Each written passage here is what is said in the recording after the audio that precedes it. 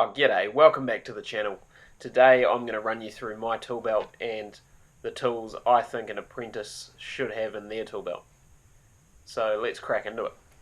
First up, we've got the handy number 2 Phillips head screwdriver. That is a really handy screwdriver, just something you use all the time. So many fittings, etc. have Phillips head screws, so something that you use a lot. Second up, we got the number 1 Phillips head screwdriver.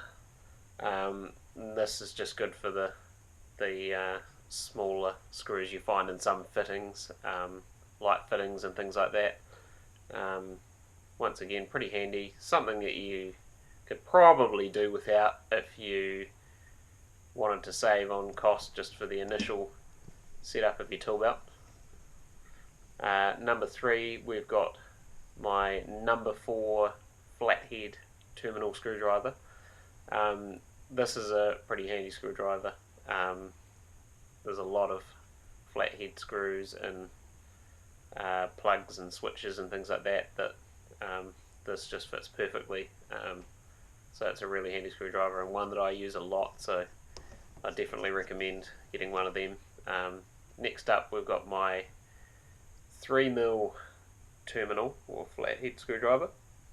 It is a really handy screwdriver just for those really small flathead terminals you get in, well, let's say a underfloor heating controller or anything on a circuit board.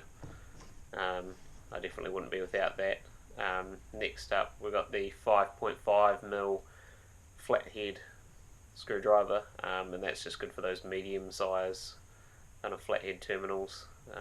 It is good to have a variety of flatheads because there's such a variety of sizes, and if you don't have the right size, you will strip the head out of the screw, so really handy to have. Next up, we've got the number 1 square drive, which fits in the likes of the PDL branded plugs and switches in their terminals. They'll take a Phillips head or a number 1 square drive.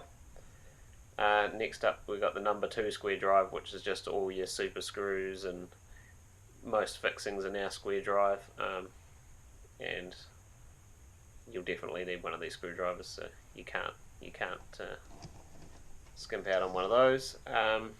Next up, we've got the big flat blade, and that is something I use a lot for obviously big flathead terminals, but also, as you can see from all the gark marks in the top there, I do quite often use my pliers to hit the top of it and use it as a wood chisel, which is obviously not its intended purpose, but you know, when that's all you've got on hand and you can't be bothered walking all the way to the van, you got to do what you got to do.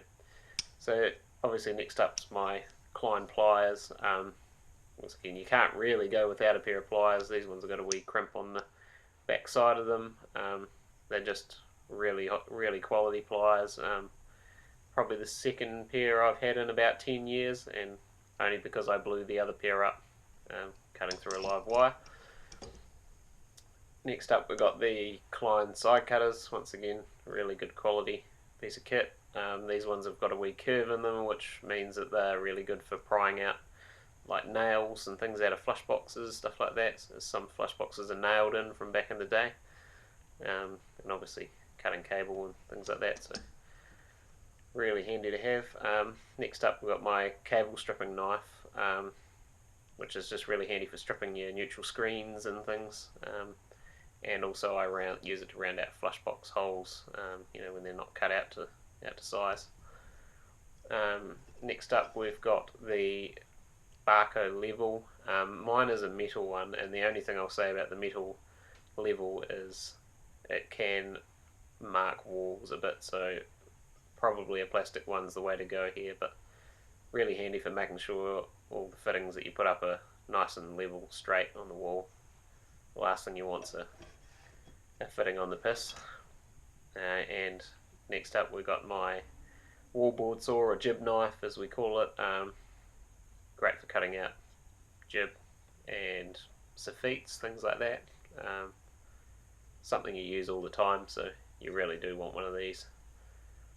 That's just a really handy tool.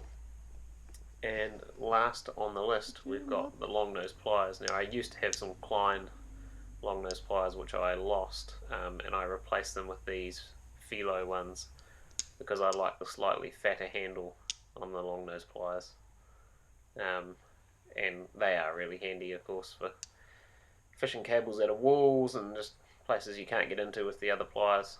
And of course, my tool belt, which is a bigger Taurus tool belt that has a wee pouch there that of course you can chuck all your screws and things like that in, which is both a blessing and a curse because you end up filling it up with screws and it weighs a ton. I did used to run one of these, which is just a smaller Taurus belt, and that will fit all the screwdrivers and things that you really need as an apprentice, and it means you're not carrying around all that weight, so probably worth a look if you're just starting out. And of course, a bit of insulation tape. You're always going to need insulation tape as an electrician for tying on cables and all sorts, so something you definitely need. And of course, my Weeha stubby screwdriver. It's a really handy little thing when you haven't got much space to get your screwdriver in, and it's got all the bits you need, a few different Phillips head bits and a square drive bit and a couple of flat heads, and that kind of gets you most of what you're going to need it for, pretty much. If you had another bit set screwdriver, you could use those bits in it as well. It's magnetic, so it works quite well. Really handy to have. Not a necessity, but it's a nice to have. And of course, one last thing is an apprentice definitely should have a meter, and I'd recommend just a simple AC clamp meter like this. It means you'll be able to test your AC current on your hot water cylinders and things like that, and you'll be able to test ohms and just all the basic things that you'll need to test as an apprentice without getting too carried away and spending $1 million on your tester. But it's a good basic bit of test equipment, and it will definitely do the job.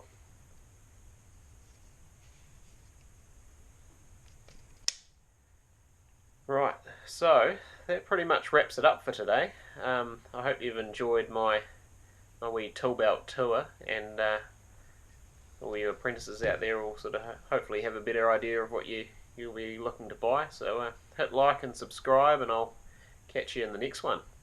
Thanks, mate.